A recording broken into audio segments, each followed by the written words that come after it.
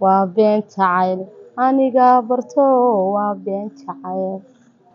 lacagtii inankii halkuu iisoo fadhiisan lahaa gabaatii kusoo bixin lahaa ayuu gabadh kale ugu fadhiistay waxaa jirtay dahab habartay leedahay iibiye ninkii faqiir buu ahaa ana waan jeclaa gabadh hantiilaana way jeclay fiidiyoogana ay gaarsiiya waana nin tiktok ala imika u isticmaala xamar buu joogaa magacaygu waa Saamiyo Cumar Ismaaciil waxaan ku noolaa gobolka Tagdheer halkan waxaan soo fadhiistay inaan qiso jacayl oo igu dhacday ka sheekeeyo marka qisadu waxay oranaysaa inaan jeclayn baa jirtay waa hore imika 2 sano ismabaanan arag Soomaa waxaa jirtay dahab habartay leedahay iibiye ninkii faqiir buu ahaa ana waan jeclaa gabadh hantiilaana way jeclay waxaan ku fikiray markaa inaan ninkii laga qaadan anigu aan hantiila iska dhigo dahabkii waan soo qaaday waan soo iibiyay waxaan u keenay dahablayaasha waan iibiyay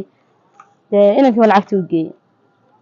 lacagtii inankii halkuu iisoo fadhiisan lahaa gabaatii kusoo bixin lahaa ayuu gabadh kale ugu fadhiistay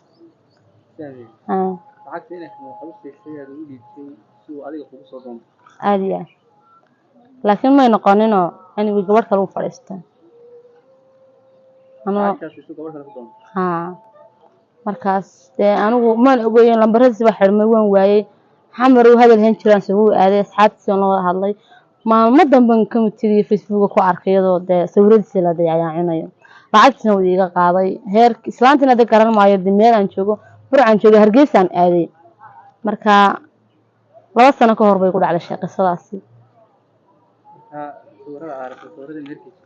sawirada meherkiisa haa حتى أنا ميل جوجا ولي ما عندها كمان صار والله حد بدن بدو قاصته لعبت dadku waxay كنت هريبين wax kalena ma sameeynin nin bilaadan basi xidiga qawtana aqligeyga ku filan Soomaa lacagtu wallahi way farabadan anigu marka meeshii waxay ahayd 1000 iyo dheeraad 1300 meelaha safilay adiga lacagta ka codsadeen lacagta siiso si adiga u gurtay may aniga ma u kartay maadaama aan jacaylku igu waalay meelan garanay heeran saacada mariyay jacaylku qabadartii indhiyo dhigihii baan beelay Soomaa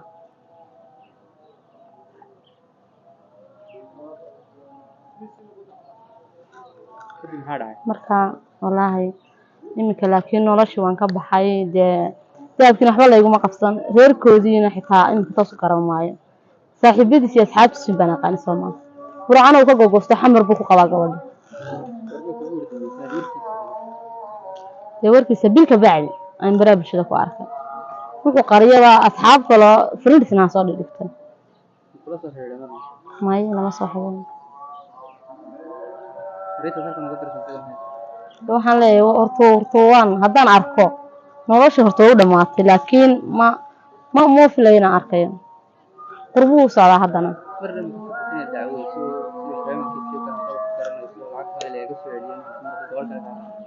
may fahmigiisa garamay laakiin asxaabtiisa aan wada garanaya waxna ma sameeyeen laakiin aniga hadii la cafiyay anigu asaga maan cafiin laakiin ilaayada waan daba socdaa halka joogo laakiin soo helay hadii la fadhiyo qurbuhu aadaya aniguna wiilka insha Allah waxaan sidaas ka dibay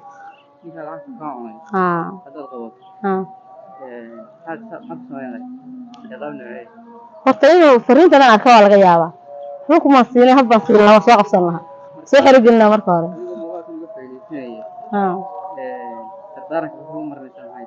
horta waxaan wuxuu guma jaan faray waxa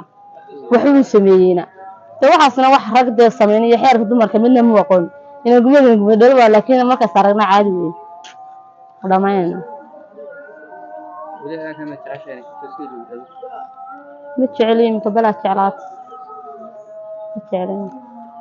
laakiin waaga niyadii qalbiga qolof un ba joogay qalbi ma joogin marka ma ka sayeynka waxa la hadaan imka arki lahaa anuu ba garanay wax sameeyo fiidiyoogana ay gaarsiiya waana nin tiktok ala imka u isticmaala xamar buu joogaa